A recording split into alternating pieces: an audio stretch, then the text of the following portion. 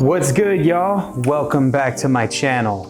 I'm kidding. Guys, today what we're going to be talking about is how to run comps using Propstream in 2021. If you're watching this in 2022 or 2023, I'm positive this is still relevant. See, guys, in running comps, getting your numbers right is so imperative to your offer making process. It also helps you back up massive credibility when you're literally presenting your deals that you put under contract to your investor clients, right? Because they're gonna wanna know that they're dealing with a reputable person that actually knows his stuff. So I wanted to do this video for you guys today. We went over some crazy stuff. I'm sure there's a lot of comping videos out there. This one is different. So I want to be able to show you guys how we comp, and I was able to invite my good friend Burton with Propstream to come into this webinar that we did a couple of days back, where we broke down the A to Z on how to run comparables for the houses that you find and or that you're prospecting and or that you're making offers on and putting under contract. So guys, as always, make sure you like and subscribe. Watch this video all the way through. I swear on everything that is holy, you will get value from this video. So make sure you take some notes or rewatch this thing until you memorize it. I'll see you guys after the intro. You see the leaves fall off, you thought the family tree would die, but these roots run deep below ground zero, that's the vibes. This never dies. No one knows how this all started, they just see us flex online. You play chess, we build. What's up, y'all? For the people that are attending here in the audience, as well as the folks that are watching this on Facebook, it's your boy Quentin Flores. You already know what's good. Founder, Wholesaling Houses Ground Zero. We do the damn thing. We're here chilling at our office in San Antonio, Texas. And today I have a really special guest, yet again, my good friend, Burton. Burton be rocking with Propstream. And today we're going to show you guys how you can comp properties pretty much nationwide. And I love this platform. Y'all know I've been using it for a minute now. I got a video that's dropping today at 6 p.m. CST that's going to be going over a very, very niche down list. I've been playing with Propstream, bro. And it's so crazy, you know, because like I remember one of the first videos that I did with you, I cold called a prospect that was on a list that was no larger than like 4 people, right? And we were able to get a hold of the lady on the first run. And she was interested in selling, which we ended up closing on that property. It was all the way out in Ocala, Florida. And so I want to really break this down for all of my people that are using this on how valuable this platform is and how much it can do for you when you really just like, when you can like literally just break down your criteria to the T, not just in the lead aspect of things, but also in the way that you look for comps. So we're going to be going over this stuff today. Burton, introduce yourself to the squad, bro. What's up, squad? This is Burton with Propstream. Thanks for having me. I think this is probably, you know, it is a redundant topic, but I think one of the most important topics out there. More and more investors are coming in. Comping properties is very important. I hear people all the time saying, I get properties at 50%, 60%, 70%, but like, how do you know what that number is if you don't know what your comp values are, right? Where your ARV is. So to me, I think this is a very important topic. So thanks for having me. I'm always honored to share what I know about comping and how to use our system for that. So thank you for having me, Q. Of course, bro. It's always an honor, man. So guys, just so y'all know too, man, like comping is a literal art. And it's really looking at the data. One of the things that I love about Burton is Burton looks at the data. He looks at the data, he sees what this is, right? And he notices that there's a pattern. And as he's growing in the industry and in the market, he's able to identify certain things. It's the same thing that you can do in comps that you can do when you narrow down your search for your leads. You just have to be able to really cherry pick the right prospects. Because once you do that, guys, then you can actually comp properties, get the true values, know that your offer that you're making is sound. And a lot of people try to skip this process, and it's just something that you just can't skip. You have to know how to comp properties. So guys, as always, y'all make sure that you share this thing. We don't run any ads on this stuff. So you like this video, you tell other people about it, you bring them over to this platform so that they can get this value. And for everybody that's watching right now, drop where you're from in the comment section below, whether you're watching this while we're live on Facebook or you're watching this now chilling in the Zoom call with us right now. Jill, if you can, because I know you're sitting in the audience, can you drop the Zoom link for everybody if they want to come in here and ask any questions? Because right now we're only monitoring this on the Zoom call. So if you have anything primary that you want to talk about in today's session, you can join the Zoom call, you can say what's up, and we can get to it. So let's jump into it. Burton, bro, first break down how comping works with Propstream. Can you do that for us, bro? I can absolutely do that. So the first thing I think we probably should understand is like, what is comping? And so let's use an analogy. So comping to me is like, you're a lawyer and they've accused your parent of robbing a bank, for example, right? And you know for damn sure your parent didn't do that. So what you need to do is go to the court and prove your parent's innocent. Now, in a court of law, you don't just go into court and say, well, my parent's innocent and case closed, right? That's not how it works. So comping is just that. You're the lawyer, AKA the wholesaler, the fix and flipper. The judge, that's your seller, and the jury, that's your buyer. It's your goal to convince them of what you know, right? And so if you know the property could sell for this value, that's what you need to bring to the table. And what I mean bringing to the table is you got to bring that evidence, right? So if you're trying to prove that your parent is innocent, they didn't rob that bank, you got to show them the receipts, you got to show them the GPS, you got to show them the witnesses. Those are your comps. So if I'm going to go out and tell a homeowner, I'm going to buy your property at 70% of market value, then you better know what market value is, and you got to bring the comps to the table, right? That way you can show them what properties are selling for at full rehab value. And then from there, you can then explain to them why you're coming up with that 70% value, right? Because of the rehab necessary involved and all the closing costs and all the things that come out of your pocket and the risk that you're taking, right? Or your buyer's risk. And same with your buyers. You might have locked up a property at 60%. They don't know what 60% is in most of the markets that you're, or in some of the markets. So you got to show to them how your 60% contract that you got on lockdown is going to be very lucrative for them. And how is that? By showing them what the top dollar comps are, right? So comping is just that, is that you're proving to your seller and to your buyer that you know your stuff, right? So there are some do's and don'ts, right? Just like when you go to court, you don't just go there without any evidence. So that's one thing. When you're running comps, you need to have the evidence. You spout out numbers without any evidence or any reports, you're going to get in trouble. It's the fastest way to burn bridges. Simple as that. Okay. So let's start with this. Facts. Let's start with knowing some do's and don'ts. So the first do I would say is you should know what state you're in. There are 12 states and perhaps even growing in the future, but you need to know whether you're in a disclosure or non-disclosure state, right? Now, what's the difference between the two? Here's the quick tip. A disclosure state will show you what a property sold for and the amount that it sold for, right? And that's the most important part. So let's use Los Angeles, for example. We go to Los Angeles County. And when I go to Los Angeles County and I pull out one of these cash buyers and I see the result on the right side, I see the sale price. So it's telling me that they bought this property in cash back in 2015 for $425 because California is a disclosure state. Now, if we go to a different market, let's say Texas, right? Like San Antonio. Texas in general is a non-disclosure state. What that means is that the county is not obligated to give us the sell amount. So they'll tell us when the property sold, but they just won't tell us the sell amount. So you need to know whether you're in a non-disclosure state or disclosure state. And that's going to be very important because when you run comps, it's going to dictate what source you need to use. So for those in a non-disclosure state, if you do that Google search and you see that your state's in there, then what that means is that you're going to be running comps using MLS data going forward, okay? You're never going to use the public records. Why? Because the public records are going to give you inaccurate numbers, or they're not going to give you any numbers like we're seeing here. We don't see any sell value. So how can I run comps if I don't know what this cash value was for, right? So got to understand the difference between the two. So first thing you need to do is, am I in a non-disclosure state? If the answer is yes, MLS is the way you're going to be running comps. If you're in a disclosure state, any other state other than those 12, then you can use both. You can use MLS or public records. Now, let's talk about those disclosure states. So if I can use both, then why don't I just use MLS, right, instead of public records? Well, I'll tell you the difference between the two, right? Public records is anything the county records. And the cool thing about the county is they record everything. Something I had to learn the hard way nearly 10 years ago, which is that you don't have to use an agent to sell a property. You can buy things privately, right?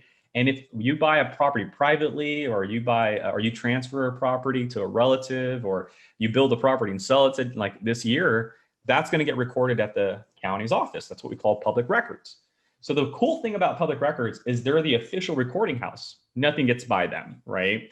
And they're going to show you everything on and off market. Because if you were like me 10 years ago, you realize that, yeah, you can buy things off market and you're never going to see that on the MLS data, right? So there is a benefit to having public records, and that's having access to off market transactions. Now, MLS records. The benefit with MLS records is that 9 out of 10 of them are usually properties that are listed in pretty much mint condition. Agents are very selective on what properties they want to list, and they usually like to get properties that they know are going to sell quick. So most of the times, agents will ask for repairs, or they'll have you paint things or clean things up prior to listing that property, right? So 9 out of 10 times these properties are typically in really good condition, if not immaculate condition, rehab condition. Second thing is that most of them are going to have photos, right? So the goal is to get an after repair value. And so having access to MLS photos is genius, because not only can we see what the property sold for through an agent, what the agent sold it for, but we get to see the pictures of the condition that it sold in, right? So if you're wondering, hey, was this property rehab? Click on the pictures, they'll tell you, right? So that's the benefit there. And then the third benefit with MLS is frequency. Because MLS and public records are not the same database, you sometimes can see a property that's sold through an agent well before it gets over to the county. And last year was a perfect example. When this pandemic hit, counties were suffering and pushing out records because people were being sent home, or offices or counties were actually closing down or had half the labor they normally would have. So while the records were starting to slow down, right? If something sold in June on market, we would see it 2-3 days later in our MLS data, but the county wouldn't record until like July or maybe even August, so 2 months later due to this pandemic. So there are some benefits to having MLS: faster frequency, photos, you get to see the listing prices if you're in a non-disclosure state. So that's what you first need to know is, am I in a non-disclosure or am I in a disclosure? If you're a non-disclosure, you're using MLS. If you're in a disclosure, you can use both public records or MLS, but there is a difference between the two. And again, the major difference is public records records everything. They might take a little bit longer to get those records due to the delays, these external factors we cannot control. And then you have your MLS records, things that are recorded through the agent's database. And we usually pull MLS records. We can get it as quick as within 48 to 72 hours from when it's sold and recorded by the agent. So just wanted to start there.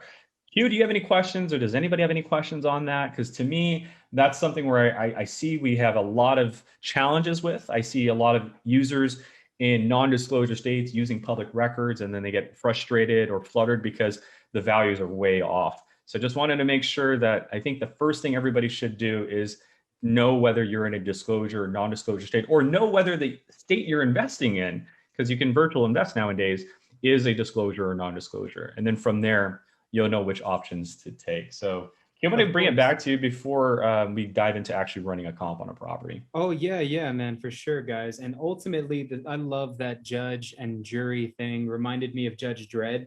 Like basically Propstream is the Judge Dredd to comping. Is the jury and the executioner. No, I love it, man, because everything that you just said right now is facts. And a lot of people don't fully understand how imperative that type of information is to their business.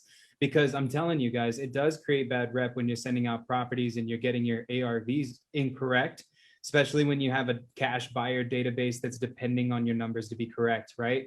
And so the way that my partner and I run numbers is we always make sure that we're looking at it the same way that an appraiser would. Having irrefutable facts in an argument is what wins arguments.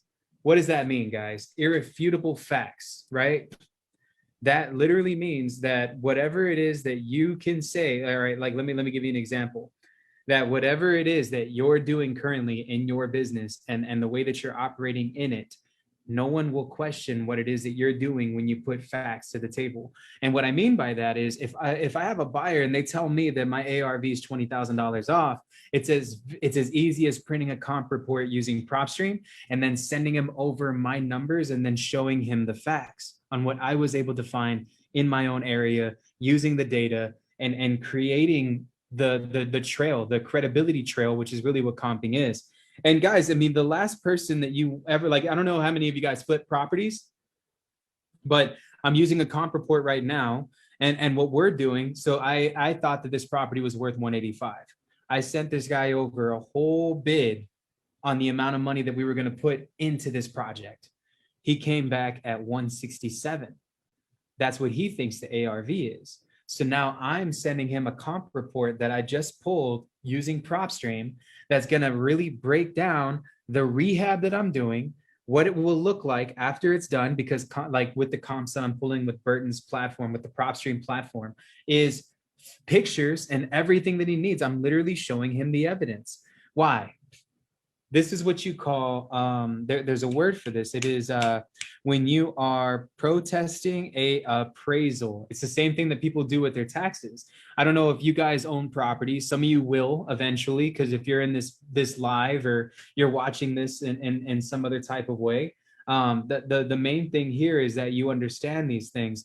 And number one is things can be protested. Numbers at the end of the day mean something. So when you can put the numbers to the table and they're facts, you base your business and you build it on facts, you'll know exactly what it is that you're capable of doing. The same way some of you guys can protest your taxes when your appraisal goes up and your mortgage payment skyrockets to the sky. You could say, look, those houses are not my houses. These are my houses. You could print a comp report using Propstream, send it off to the appraiser or the tax district, and you can show them all of the properties that are in your area that are compared to yours to keep your mortgage payment down.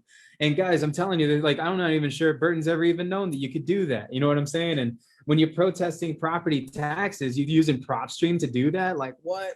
Right? And you can do that. So I want you guys to understand this, right? Facts mean something. Numbers mean something.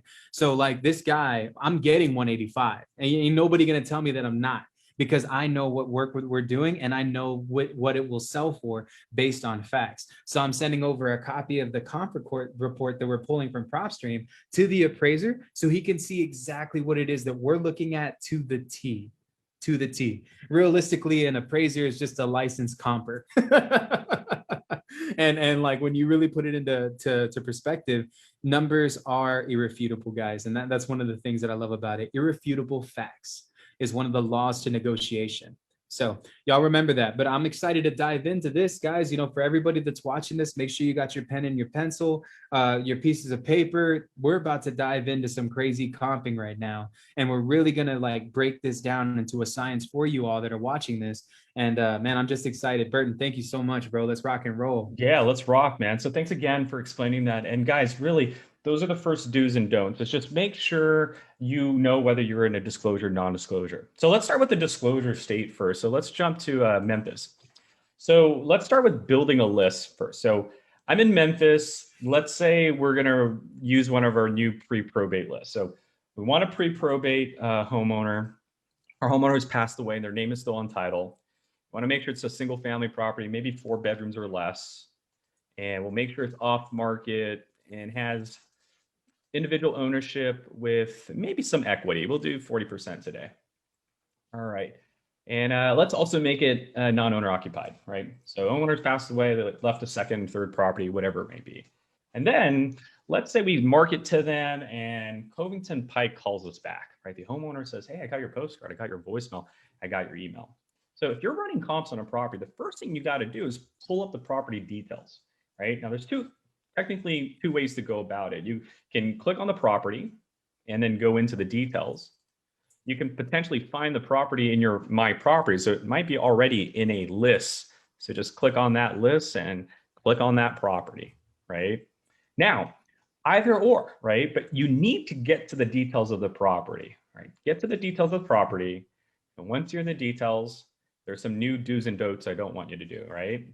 Don't ever mention the estimated value in your conversation between the homeowner or the seller ever, right? And don't ever mention the average sell price value as well, right? Because there are going to be some erroneous numbers that are going to throw you off. Like right now, it's saying the comps are $2.4 million. What the heck? Propstream numbers are wrong. No, there's a reason for that, and I'll explain why. So the first don't is when you are talking to Landon and Emma, don't ever mention this estimated value to them. Don't ever mention the average sell value. That's like going to court without any evidence, because if Emma and Landon says, well, how do you know my property's worth 194? Can you show me that?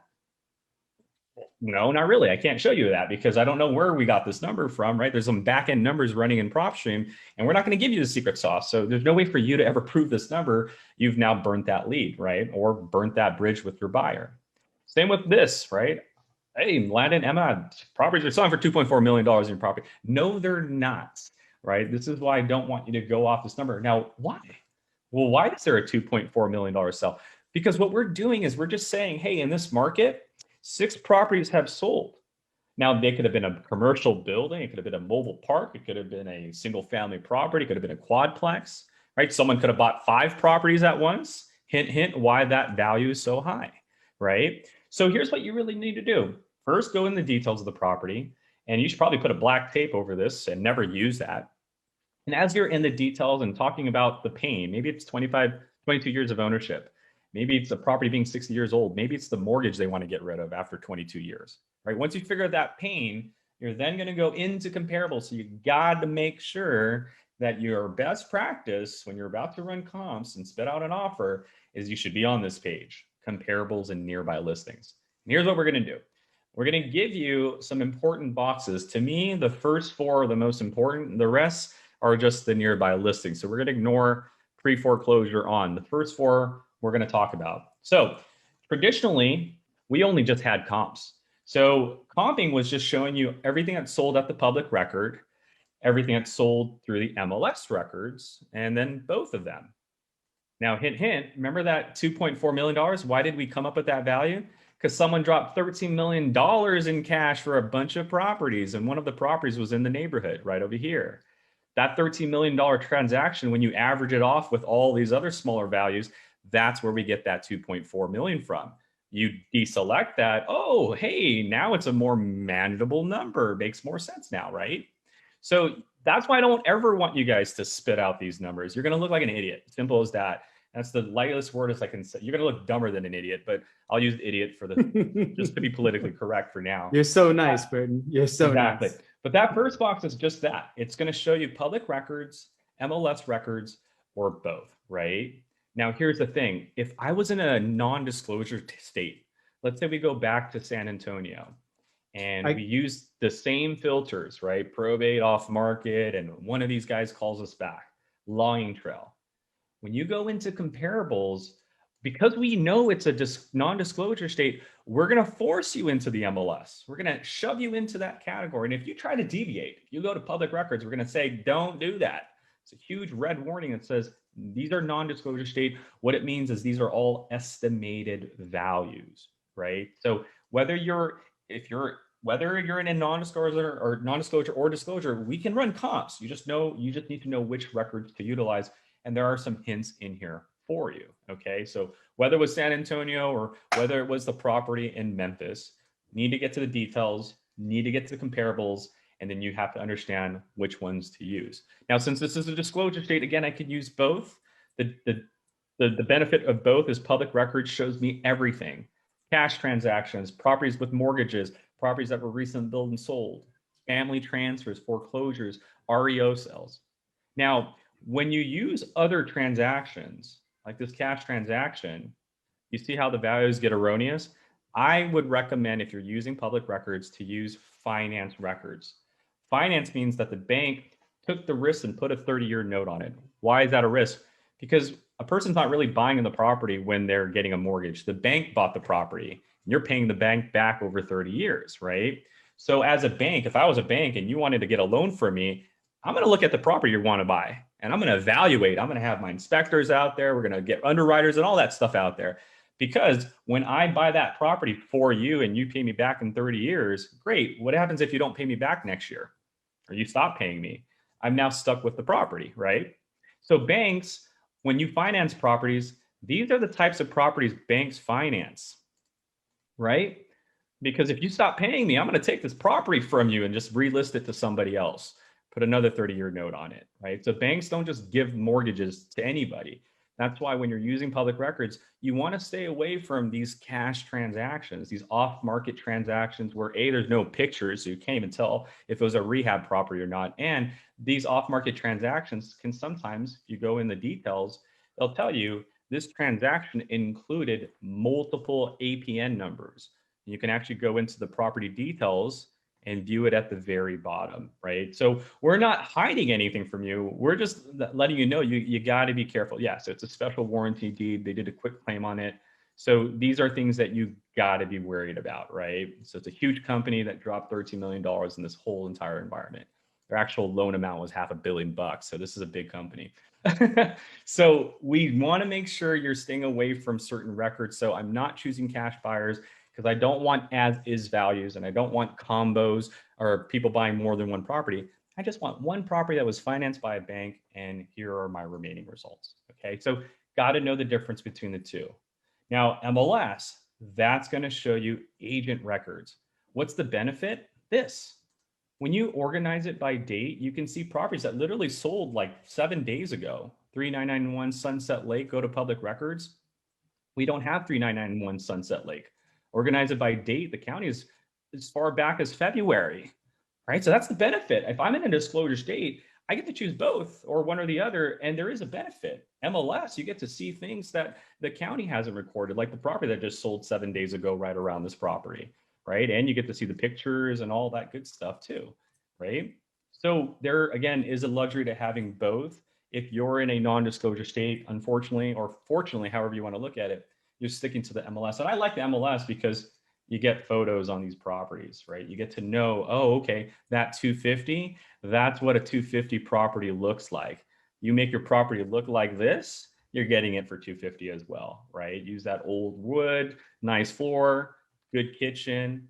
That's what 250 looks like in this market. You want to see what 230 looks like? Click on the picture. This is what 230 looks like, right? So they're really staying with that old look. That old look gets you that higher price point. Modernize your house, you might lose value on it, right? Like 199 doesn't have that old look. It has more of a modern look to it.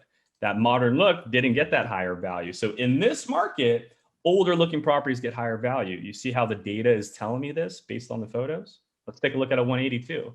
What does that look like? Modern house, a 182 price point, right? So if it has old stuff, if you get this property in this market and it has that old furnish, don't demolish it. You might want to keep it because that could give you that higher value. But I'm using MLS records to do this. Now, once you decide, okay, we're going to use public records or we're going to use MLS records because we want the most recent ones in there, or hell, let's just use both of them. You need to now play the dating game. I call it apples to apples. What you need to do is tell us when you like to get your records. We defaulted back to a year. Maybe you want to go only to the beginning of the year. So you go to January 1st. So you go from the last 4 months only, right? Or maybe that's not enough. So you need to go back maybe 6 months. So you want to start back to maybe November of last year. So we defaulted to a year. Feel free to stick to a year, go forward, go back. Maybe you need to go back 2 years. Maybe you need to go back a year and a half to November 1st of 2019, just so you have a sufficient amount of records, because maybe this market isn't moving as fast as LA, Miami, San Antonio, okay? So first, start with the date range. Second, beds and bathrooms. You guys would be surprised on how many times people are giving comps and the beds and bathrooms are all incorrect. So here's what we've done. We've taken the subject property and we put it on that first line. So you can compare it with everybody else. Now yours is a 3-2, so let's look for a 3-bedroom, 2-bathroom. Now, if you don't put anything in the max, the issue is that you're going to see these 4 bedrooms, these 5 bedrooms. So you can deselect them, or you can put the actual number in the max, like 3, and it only finds you the 3 bedrooms, right? Same with bathrooms, 2-bathroom. If you want just 2, you can put 2. If you think this bathroom can actually become a 2.5, turn it into a 2.5. If you think it can be a 3, look for the 3s as well, right? I think it's smart that you don't limit the bathrooms, especially in certain markets, because your buyers are really going to determine whether they want to keep it a 2 or turn it into a 3 or 2.5. So it's probably smart that you just include them, the 2.5 or the 3s, just so you can kind of like nudge your buyer, like, hey, 2 bathrooms are selling for 200, 2.5 are selling for 207, right? You get that extra 7,000 because of that half bathroom. So I think it's important to show them that. One of the things that I want to add to that, Burton, if you don't mind, real fast, guys, that's so true. There's some laws to this. This is what we do. The property, we look at it, right? I do 500 square feet below and 500 square feet above. So if I have a property and it's 1,000 square feet, I'm going to compare it to a property that's in between, either 500 over or 500 below, just so I can see what the numbers look like.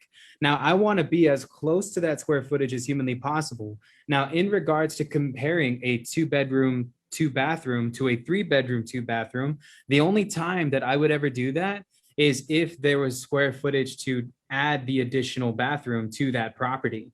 To throw that type of knowledge on top of there, because it is true, but you don't want to just throw somebody the comp report, show them that it's a 2.2, and then say this is why your 2.2 will sell for 230 or 207, but you leave out the idea that they have to add a second bedroom or a second bathroom. It should be disclosed that the comp report that you pulled for this property states that if with the additional square footage that you have in your property, you can fit an extra bathroom, an extra bedroom into that property. So as a savvy investor who knows his shit, it means something for you to be able to do that, because then you're now giving your buyer the idea to, okay, I can do that. It is something that's there.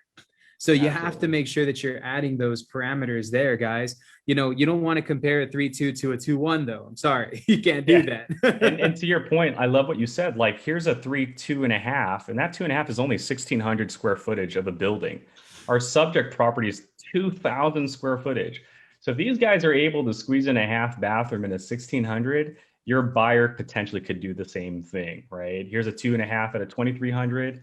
Same thing. Or again, they can keep it at a 2. You see some 2s at 1,800. So like, I love what Q's saying is you have to do the research. If this square footage was 1,400, these 2.5s go bye-bye. There's no need to even have them in the results, because I don't think we're going to put in a half bathroom in a 1,400 square footage building, right? So you gotta definitely look at that data. And I love that you brought that up. So one more, because this is also valuable. Guys, look at the lot size.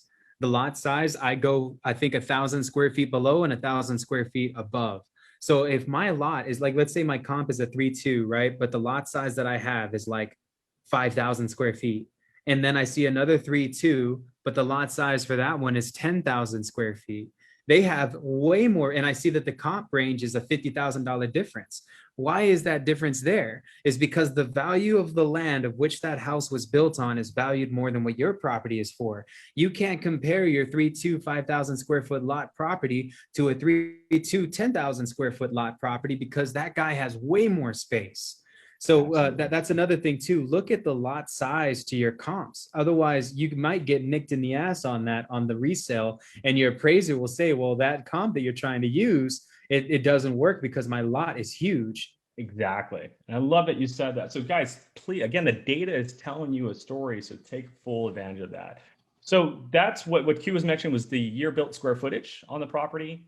So finally, you just need to tell us what type of MLS data do you want? Do you want sold listings, which you probably should stick with, because you can list your property for $1 million or 145. It doesn't mean it's going to sell for 145, right? So you usually want to stick with sold listings.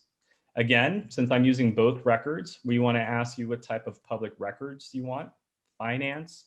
You want to include anybody buying multiple properties? No, not really, because we don't want to see that $13 million transaction where someone bought multiple properties. And by default, we keep you at a half a mile. Now, every market's different, right? This obviously is a market where people have huge lot sizes. So that means parcels are big. So a half mile is really not going to give me enough coverage. So I might need to go beyond a mile, or beyond a half a mile, maybe a mile. And you can go beyond a mile too. You can do a half a mile, 1.5 miles if you need to, right? And then finally, apples to apples, right? If you're comping a condominium, if you're comping a planned development unit, or you comping a mobile home, you got to let us know. Otherwise, if not, your comps are going to be in there and you're going to see some erroneous values, right? So let us know. For this property, it's residential, and subject property says it's a single family property. So for property type, single family property, okay? Now you can also specify subdivision. So if you scroll to the far right of your results, you'll see the name of the subdivision. So you can search by that or look for that, and we'll show you anything that's sold in that subdivision, all right? Now, it's not really something you should do. Again, subdivisions can become important once areas become very, very big, but typically the distance is sufficient enough. But if you really want to get nitty and gritty, feel free. Finally, the last thing you can do is zoom in on the map, and you can actually use the draw search feature. So if you're saying, you know what, everything to the left of Austin Pay Highway is not a good comp, then you would click on that, and through several left clicks, you can make your own shaded area to run your own comps, right? So if you know, hey, stick on the southwest or southeast of the highway, and once you have those comps, you can then hit enter or search on the keyboard, and we're gonna just pull the comps in that shaded area. So, oh, pardon me, there we go. Comps will be pulled in that shaded area, okay? So that's how you guys wanna run comps. Remember, we're not doing it for you. What we're doing is just giving you the raw data that you need to manipulate. So first thing you got to do, go into the properties details. Don't ever use the estimated value. Don't ever mention the comparables value up here. Go straight into comparables. Typically you want to use comps. You need to decide whether I can use public records, MLS records, because your state will determine that. If you can use both, then great, use both. Use your filters, get your results. Then you're going to deselect everything, right? Because we're not doing it for you automatically. So deselect everything and then start asking yourself why. Why did 5721 Green Valley Road sell for $230, $50, and $50? Let's take a look at the photo. What was the condition of the property? Look at the material. Was it rehab? Yes. Do you see the material? Great. And then look at the property characteristics, right? Feel free to organize it by square footage. Feel free to organize it by lot size. You got all of that stuff according to you, right? Now, what if I was in a non-disclosure state? You just tweak it. If we go to San Antonio now, where we're in a non-disclosure state, and you pull one of these properties out, you just need to stick with MLS. And so you do lose a few filters. One of the filters you're going to lose is you won't be able to see multiple cells because nobody really does multiple cells on the MLS, and you won't be able to see those off-market transactions. Mm-hmm. So your filters are the same. We go back a year. Feel free to go up if you need to. So maybe in this market, we can just go to the beginning of the year. I know Texas has been booming, so we can do that. We can do maybe 6 months if it's not enough. So 8 is not good enough for me. I want to go back maybe to October. 15 is solid. And then again, dating game. 3-bedroom, 1,400, 6,000 square footage, 3-bedroom. We'll cap it out at 3. 2-bedroom. You can cap it out at 2 if you want. Year built, square footage. Q says he likes to do 500 plus 500. Maybe you want to do 200 instead. So you'll do 1233 to 1633.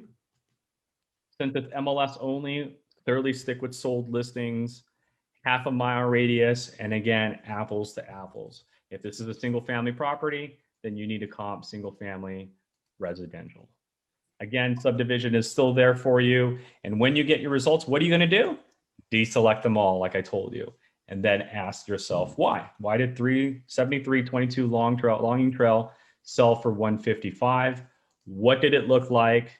Okay, this property was definitely cleaned up and rehabbed. Photos are definitely telling me that. Now the next question, what are the characteristics of that property? Oh, okay, this property has the nearly exact same square footage, but it has a bigger lot size. And so that's probably why this property got the higher square footage. But look at this one. This one's nearly identical in square footage or lot size. Smaller building. So smaller building sold for 180. Holy moly, let's take a look at that. What does that look like? And we take a look at that property. And man, you can tell it's probably the paint. Look at the inside, bright colors, so great easy. photos, right? So to me, I'm going to use both of them because I'm not the flipper. I'm a wholesaler. So I'm going to explain to my buyers, look, hey, there's a property that has a lot of square footage, but it sold for 155. And it's probably because they didn't really do much to it. Look at the exterior. The paint didn't look stand out. The interior looks great, right? Kitchen cabinets weren't that great. It doesn't look like silver stainless steel appliances. You compare that property, which has a bigger lot size, which could have sold for a lot more, to a property with smaller lot size and building size. But because it's smaller, don't rule it out. If you can make that small building look amazing, immaculate, you can get top dollar, right? So I got a what ninja tactic I want to share with everybody too, because I know Burton's saying to go off of the solds, and he's absolutely right. But guys, if you switch that status to pending and you look at what's pending inside of the market, just real fast, guess what you guys can do? You can look those properties up on Google, call the agent and see what it's pending for, and when that property is scheduled to close, so that you can base your closing around that. So I like that. Q2 Actually, reports show the to buyer. help them, what I like about that too is that you see the photos of that pending property, so you get to see what that property looks like while it's on market. And actually, you actually just go into the details. If you click on that pending property and go into details, to Q's point, the MLS details actually has the agent's information. So if you just want to call the agent right there. Oh my God, that is so fire. Guys, use that. Send both the pending comp report as well as the sold comp report to your investor, so that the investor can start analyzing what to expect and schedule the closing around that. What if you have a buyer that's contingent on a comp right here in pending, and you sent him over a comp report that shows all the properties that are pending, and his financial decision is riding on that? Well, then you can draw up an agreement that's contingent on that property closing and schedule the closing to be wrapped around that time frame. So try that. And we've done it multiple times, and so guys, I'm just trying to open your mind to how crazy it is, because Burton's point, and it's always the most valid point anybody can say, it's about how you can show the facts and how you can manipulate the data. So absolutely, nobody's going to argue with you when you're going off of that. And okay, how about call the agent and go ahead and get confirmation too. Put the agent's phone numbers for all the listings into your email that you send that person. Let them know that they can do their own due diligence. I love that. Dude, you are definitely an out-of-box thinker. I love that. And you know what? Let's do that. Let's include the pending and sold in our comps report too. So again, guys, just ask questions, right? Why is that property pending for 156? Let's look at it. Okay, they didn't really do much to it. So we can see what a 156 value is, right? Don't put too much love into it. You're not going to get too much out of it. But we'll choose it just so we can show our buyers, hey, you don't put love into it. This is what the property is going to be pending for, right? Smaller square footage, bigger lot size. So you can, even a smaller square footage property could sell for 156.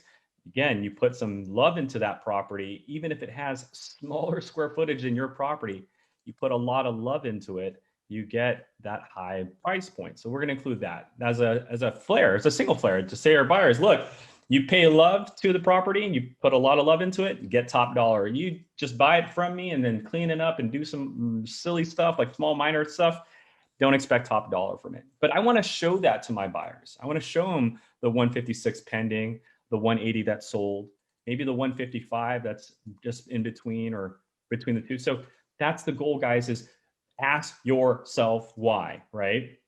Now, if you ever see something at this value, that's a rental property. So they're renting a property for $1,295. You can see, okay, well, if my buyers wanted to rent out a property, this property is very similar. It's being rent out for $1,300. What does a $1,300 rental property look like? Okay, there you go, right? So if your buyers wanted to rent it out, go ahead and include that. Include that. Maybe you might have a buy and hold investor, so go ahead and include that.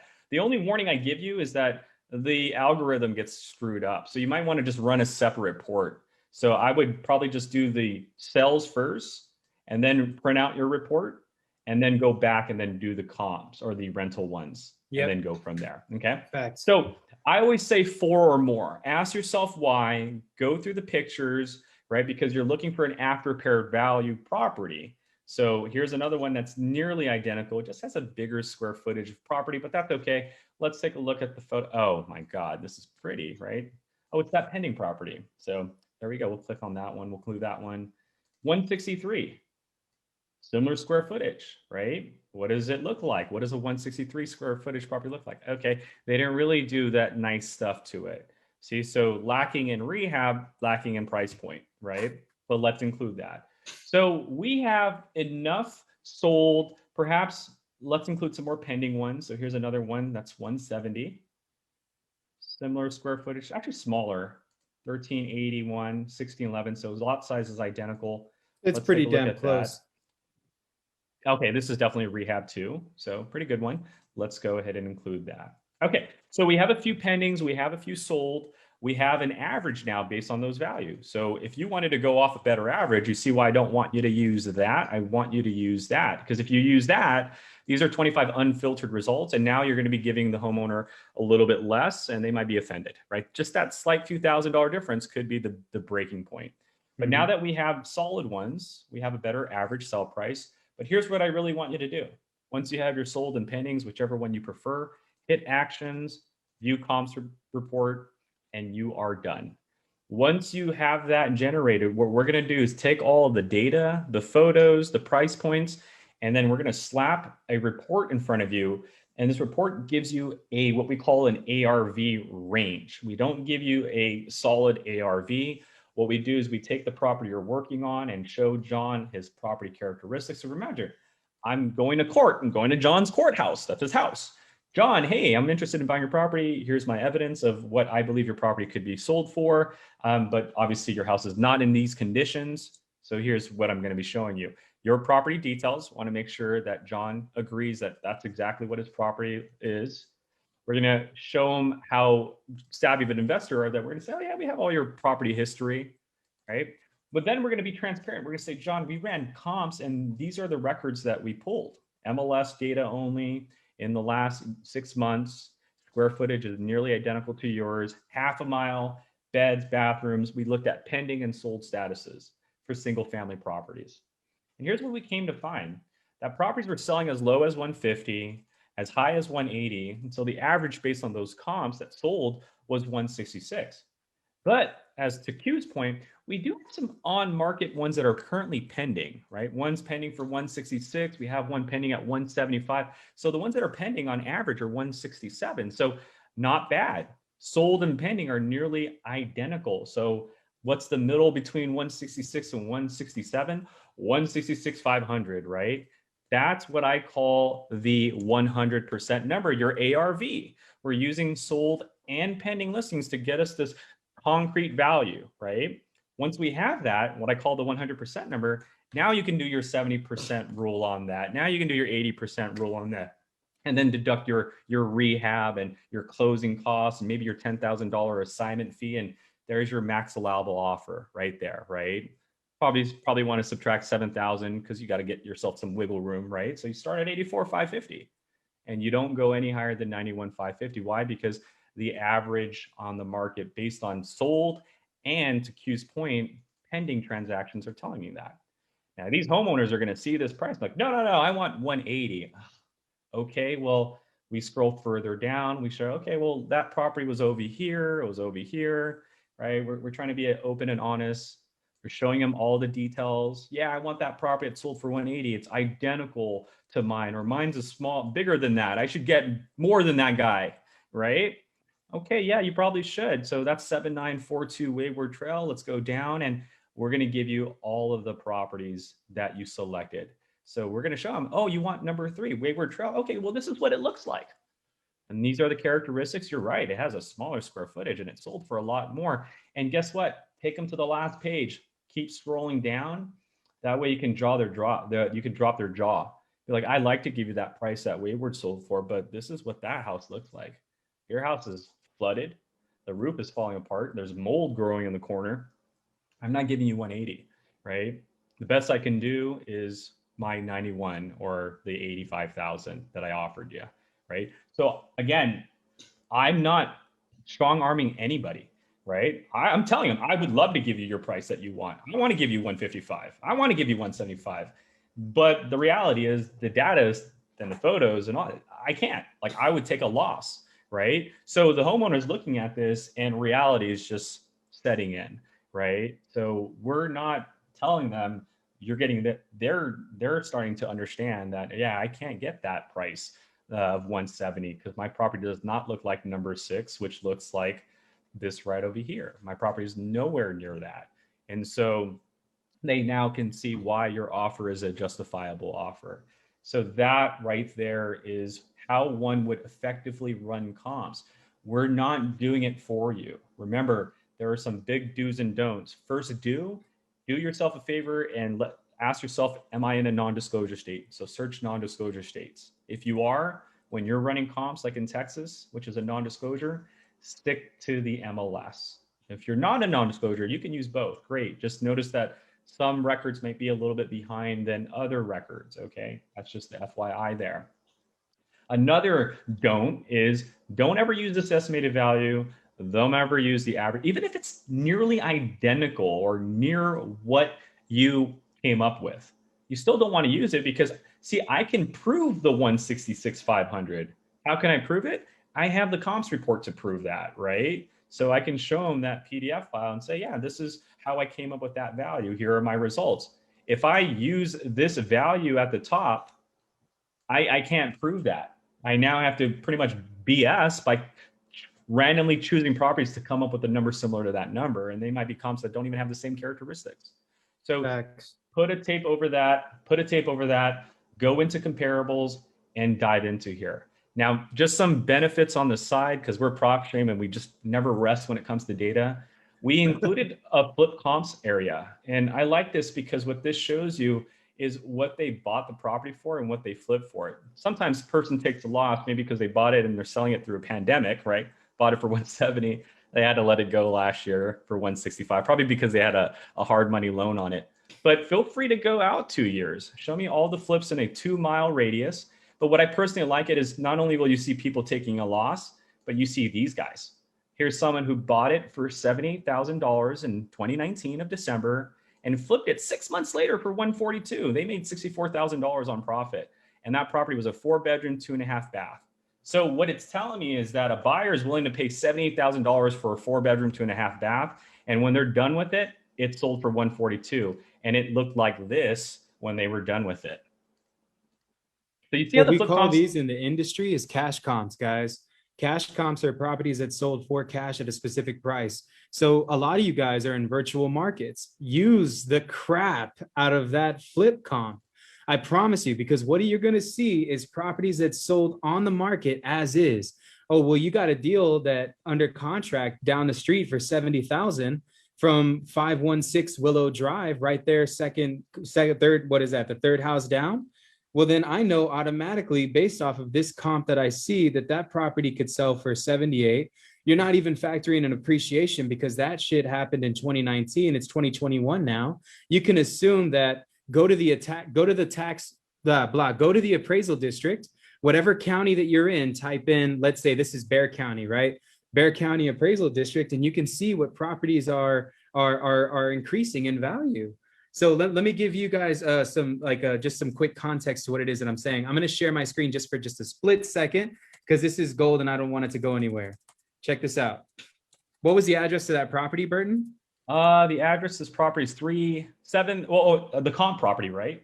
The comp property. Yeah, 516 Willow Drive in Converse. 516 Willow Drive. Let's see if it pops up. And that's there it is. There it is. Now, guys, check this out. This is public record data that everybody has access to, and no matter what county, city, or state that you're in, right? Watch this, roll value history. Let's look at how much that property's value has increased over the years. That property was appraised at 117, and look at what it's appraised now in 2020, and then now it's 141, right? So then why wouldn't my as is comp go up higher? So then I go back to the comp. You mind sharing your screen again, Burton? Absolutely. So when I go back and I look at this number, that property was bought with an ARV of 142. We can run a comp on that property now to see what that property is valued for, because it is a comp that we're using, and we can base our new as is purchase price that we'll assume that we can sell our contract for based around those factors. So all I did, guys, was I looked at public data that I have access to, compared it to Propstream, utilized every resource that I could to identify that just because I know that I can make an easy $8,000 assignment fee right now, that was 2019 numbers, baby. It's 2021 now. I'm almost positive if I even just added on a conservative amount, $4,000, that's $2,000 in appreciation per year, I could probably sell that property now for 82 instead of 78. So I just made $4,000 utilizing my resources and data that I found in Propstream with the public records data that I have inside of my county. Use yo stuff, people. That's all it is. That's the name of the game. So that, dude, you just shared some gems on that one. So if that went over everybody's house, you guys better hit the replay button and just rewatch what he did in those last 7 minutes, because that was utterly powerful. He saw trends, literally using your county's website. He saw trends on this property, and with what we just saw in the last 3 years of how that property has been appraised, who wouldn't want to get this property right now if it's going to continue that trend, right? So mind blowing that you showed me that. So guys, that's really what it comes to when it comes to running comps. Now the flip comps, again, what I personally like it is just shows you what they're buying for and then what they're flipping for. Feel free to go back a year, show me all the flips in the last year, maybe show me all the flips in the last 2 years. What's also cool about these filters, you can say, show me the flips that were only 3 bedrooms, 2 bathrooms, right? Year built, square footage. Show me the flips that only took 3 to 8 months to do, right? I don't want to see anybody sitting on a property for more than 5 months or a year, right? Show me the flips that are residential and single family within a 2-mile radius, and they had to have been bought by cash, right? So that's what's cool about our database. It just shows you. It says, okay, here are the people that bought it and what they sold for. 2 miles. If you don't want to see cash, you want to see people using hard money loans, then use the finance ones, because hard money loans is very popular right now. So now you can see, okay, this person used a hard money loan for 151. They sold it for 169. They made a $17,000 profit, right? Here's a person bought it for 159, sold it literally 3 months later for 207. They made a $52,000 profit, and that's a 3.2 in this market, right? So what does that look like? Well, that's the end result of that 3.2. So you see that there are people in this market still willing to buy at a high price point, right? Mm-hmm. It just has to have the right number. So person dropped 154, that's a large amount. They probably used that hard money loan, put that rehab in there, and then they made that profit. But that's the ARV. The ARV of a 3.2 in 2019 with these characteristics was that amount, right? So that right there, guys, is a very powerful one. We're also going to show you neighbors. Maybe you're locked in a gated community, or maybe the houses in this area are just so unique, maybe Victorian built. So you're going to need to use your neighboring range. Show me any neighbors that sold maybe at the last year, in the last year or so. Here you go. We'll see any neighbors that sold in that area in the last year for you, right? Cash buyers. I had a buddy that said, hey, you know what? You can never run an ARV in a market, or you just don't have enough comps to know the ARV. Take a look at the cash buyers, and don't ever pay more than what they're paying. Don't ever offer the contract more than what they're willing to pay. So these are the 4 comparable tools that you have. But really, to me, comparables is the traditional one. That's the one you need to do your best practice on. And that is how one runs comps in the desktop version. Now, I'm going to share some just side tips for you. There are ways that you can run comps outside of the details. Like, for example, if I know this property is in the city of San Antonio, or the zip code 78244, I can search 78244. When I'm in that zip code, I can zoom in on the area that property would be. Normally, I would encourage you to clear the map. So you clear the map, and then you can draw an area. So you can draw out your little area. So maybe your property is in this northern area here. And then once you get your results in this area, oh, that's too big. So let me make that a little smaller. Let's say it's in this Alamo area here. So once you have your shaded area, pull up the results there, and then you can manipulate our data. You can do it 2 ways. You can say, hey, you know what? I want to see all the single family properties that are 3 bedroom, 2 bathroom, and they sold at the beginning of this year. So you can actually run a search and see all the properties in this shaded area that was sold beginning of this year, on or off market, right? So you can either go into the specific property and search what's around the specific property, or you can just say, no, I just want to see everything in the zip code, or I want to see everything in the shaded area that's sold within these characteristics, right? And now you can see all their price points. You can even use that for rental comps. I want to see all the MLS properties that were listed under $5,000. And what we're going to show you are all the rentals. And if you hit this tab right here, it shows you the list price. These are the rental prices. So something sold or rented out for $1,600. So you can see characteristics, line them up. So this is a great tip, not for just, obviously going into the property, but this allows you to see raw data around a subject area. It's also powerful because let's say the property that you have on contract in this area is great or suited for a buy and hold investor, right? So what I can do now is say, okay, well, if I have a property in this area and I think it's great for a buy and hold investor, we can use the shaded area and now look for a cash buyer who owns multiple properties in this shaded area, because they're the ones that we're going to dump the contract to, right? So in this shaded area, once we have the contract locked up, there are 293 cash buyers who have 10 properties or more under their name.